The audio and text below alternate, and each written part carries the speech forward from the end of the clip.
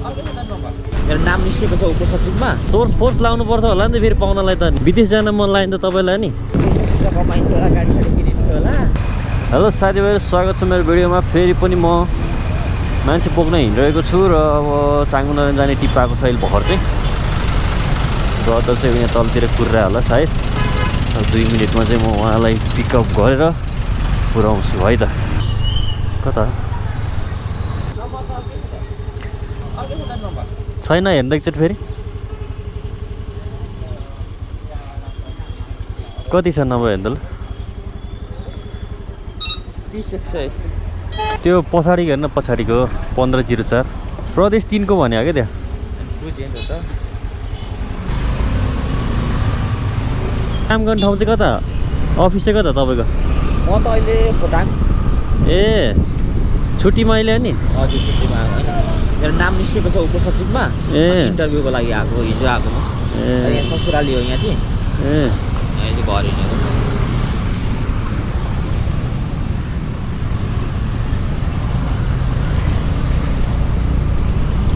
त्यसको लागि पनि लोकसेवा पास गर्नुपर्छ होइन सचिवहरूको लागि त? अफिसर हुनै चाहिन्छ लोकसेवा पास गर्नु। म अफिसर भएको 6 भयो। त्यो अफिसर चाहिँ कस्तो अफिसर भने त्योभन्दा मुनिको हो, सचिव भन्दा मुनि के कस्तो हुन्छ? के चाहिँ अफिसर भने चाहिँ कस्तो? उपसचिव भन्दा कम। अनि उपसचिव हुन्छ, सहसचिव हुन्छ, सचिव हुन्छ। तपाईँले अहिले पास गर्नुभएको चाहिँ उपसचिवको लागि? उपसचिव पास गरेको छु। अब सहसचिव दिन्छु यो पछिको 2 वर्षपछि। कामै केही छैन, पढेर बस्न पाएको है। विदेश गएको भयो, अलिकति पैसा कमाइन्छ होला, गाडी साडी किनिन्छ होला। नेपालमा बसेर बस्यो, खायो, पढ्यो, त्यति हो। छैन। कस्तो हुन्छ यो योग्यता चाहिँ कस्तो? बिबिए ब्याचलर भए हुन्छ? ब्याचलर भए हुन्छ योग्यता चाहिँ? ब्याचलर भयो हुन्छ। अफिसरलाई उपसचिवलाई त मास्टर चाहिन्छ। ए उपसचिवको लागि चाहिँ मास्टर चाहियो है। सचिवको लागि त? हजुर सचिवको लागि त? सचिवको लागि चाहिँ मास्टर चाहिँ चाहिन्छ। वन मन्त्रालय चाहिँ काम चाहिँ के हुन्छ खासमा? वनहरू हेर्ने? फरेस्टको कन्जर्भेसन गर्ने, म्यानेजमेन्ट गर्ने, युटिलाइजेसन गर्ने। वन मन्त्रालयको पनि निकाय हुन्छ। डिपार्टमेन्ट अफ नेसनल पार्कले हेर्छ त्यो शिवपुरी राष्ट्रिय उद्यान। विदेश जान मन लाग्यो नि त तपाईँलाई नि? विदेश सब मेरो फ्यामिलीको मान्छे विदेश छन्। अनि त्यसपछि युएसको लागि ट्राई गरेको थिएँ पहिला। तयारी गरेको थिएँ। अनि सबजना विदेश गएर के गर्ने भनेर भन्न थाल्नुभयो घरमा। अनि त्यसपछि नेपाल बस्नु।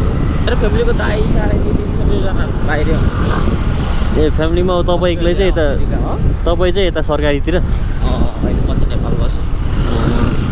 भाउजू के गर्नुहुन्छ नि तपाईँको बुढी? ऊ पनि गभर्मेन्ट अफिसरै हो। ए उहाँको पनि वन मन्त्रालय वनको देशमै हो? स्वास्थ्यमा हो। ए ऊ पनि विदेश नगरिकन बसेको हो। ठिकै हो। नत्र भए त स्वास्थ्यमा काम गर्ने त सबै विदेश जान्छ नि होइन। उहाँ चाहिँ केमा हुनुहुन्छ अहिले? जिल्ला जनस्वास्थ्य कार्यालय काभ्रे। यस्तै छ, चलिरहेको छ। दुःख सुख होइन। हो दाइ हो। अब एक्सपेक्टेसन हाई भएको होइन। हजुर दाइ। एक्सपेक्टेसन हाई नै छैन, केही मेन छैन। साथीहरू पनि सबै विदेशतिरै होला? कोही पनि छैन नेपालमा। यस्तो कहिले काहीँ लाग्दैन म पनि गएको भयो भने छ टाइपको? जान्छु म पनि अब। तपाईँ जानु नि? तपाईँ जानु नि? युएस जान्छु, नत्र भए स्विजरल्यान्ड जान्छु। अनि पढेर आउँछु फेरि। ए ठिक हो ठिक हो। दिन्छ नि त छुट्टी। अनि 3 वर्ष जति बाहिर बसेर आउँछु। ए 3 वर्ष नि छुट्टी पाउँछ? 3 वर्ष म बाहिरतिर गएर पढेर आउँछु अनि फेरि यतै गएर काम गर्छु भन्दा नि पाइयो? ए राम्रो रहेछ त्यसो भए। आफ्नो जब भइरहेको हुन्छ नेपालमा। जबबाट पैसा पनि पाइरहन्छ कि? पैसा पनि पाउँछ। यो हरेक सरकारी त्यसमा त्यस्तो हो कि तपाईँहरूको त्यो वनको त्यसमा मात्र? सबै त्यस्तो हुन्छ?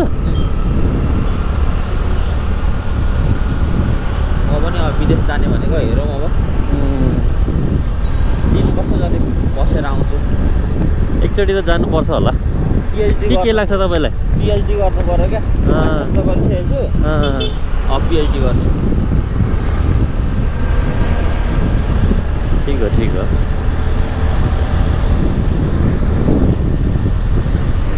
पढ्न बाहेक कामै छैन क्या। बसो पढो बसो त्यति नै हो, मेरो कामै छैन केही। है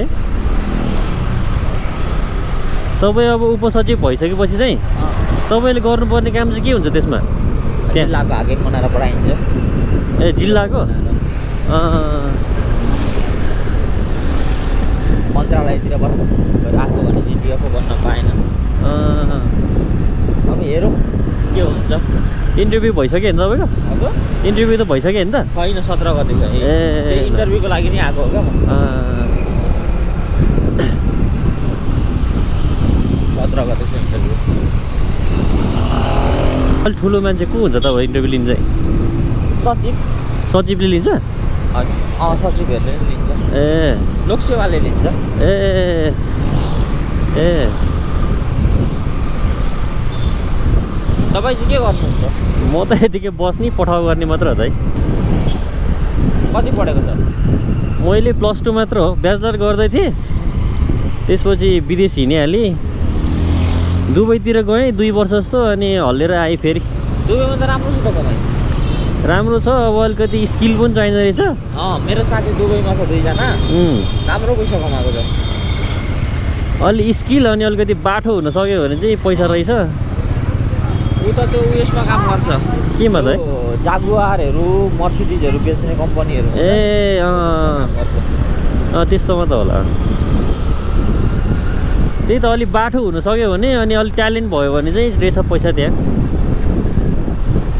यहाँ पनि बनाएको छ मेजर है, बाउन्सर जस्तो थियो।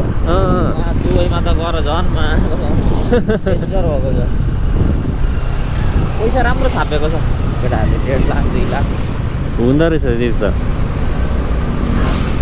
पढे लेखेको मान्छेहरू अहिले कहाँ जान्छ त नि? युरोप अमेरिका गएर के काम त? पिआरको लागि कुर्ने होला, नत्र भए त तपाईँको दुबई खाडी जाने हो क्या पैसा कमाउनु भने। हो नि त अहिले त पढेको इन्जिनियरहरू सबै साउदीमा छ। त्यही त नि, पैसा भने जति दिने रहेछ नि। अमेरिका युरोप गयो भने दुःख मात्रै पाउने हो। त्यो मलाई पिआर हुन्छ हुँदैन ग्यारेन्टी छैन। वार चलिरहेको छ गम्तीमाथि है। बस्ने आफ्नो जमानी हुन्जेलसम्म बस्ने खाडीमा। हजुर। बुढो हुन्जेल झन् ठुल्ठुलो पोस्ट हुँदै बिस्तारै बस्दै बस्दा पोस्ट पनि बढ्छ नि त। हजुर। अनि त्यसपछि बुढेसकाल लाग्यो 60 वर्षतिर फर्किने हो क्या नेपालमा। रिटायर्ड लाइफ जिउनलाई। नेपालमा रिटायर लाइफ। म चाहिँ रिटायर लाइफ विदेशमा जान्छु भन्ने सोचेको। तपाईँको चाहिँ ठिक हो त्यो पनि। घुम्नु पर्ला क्या विदेश। मालदिभ्स तपाईँहरूको त्यो जागिरवाला चाहिँ के अरे छुट्टी धेरै पाउने चाहिँ ठिक रहेछ क्या बरु। यताउता गएर बाहिरतिर गएर अलि वर्ष बसेर अनि फेरि यता आएर काम गर्छु भन्दा नि पाउने रहेछ त नि। एकचोटि के नाम चाहिँ निकाल्नु पर्ने रहेछ भनेपछि होइन त? अनि कति वर्ष जस्तो फेरि त्यहाँ सर्भ पनि गर्नुपर्ने होला नि त? कति वर्ष काम गरेपछि चाहिँ छुट्टी पाउँछ त्यसरी? 3 वर्ष। 3 वर्ष काम गरिसकेपछि छुट्टी पाएँ होइन त?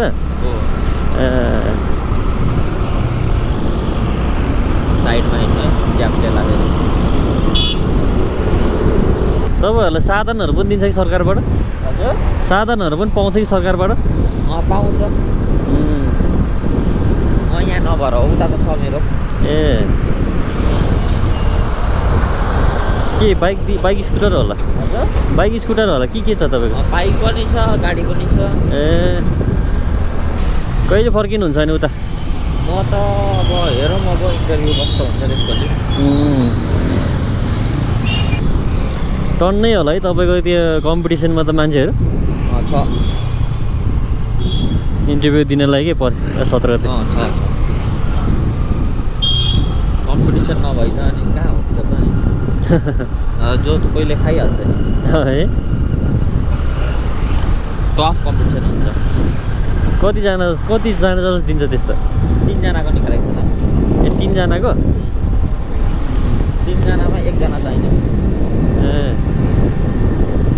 ए इन्टरभ्यू दिने चाहिँ 3 जना? हजुर इन्टरभ्यू दिने 3 जना? 3 जना। सोर्स फोर्स लाउनु पर्छ होला नि त फेरि पाउनलाई त नि के कस्तो लाग्दैन? पैसा सैसा दियो भने ल्याऊ। त्यहाँ पनि सोर्स लाग्यो भन्दा त्यो त बेइज्जत भएन। त्यो पनि हो है।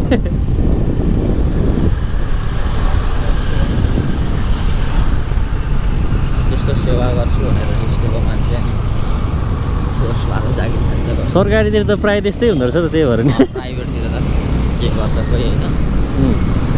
सरकारीमा कहाँ सोर्स लगाउँछ। यता भित्र नजानु यहीँ रोक्दिनँ हल्का फलफुल लिएर जान्छु म। ए यही हो? यहीँ रोक्दिनँ लोकेसन त भित्रसम्म होला। भित्रै रहेछ त। कति रुपियाँ भयो? पक्नु ल म हेर्छु एकचोटि। 180 भएछ।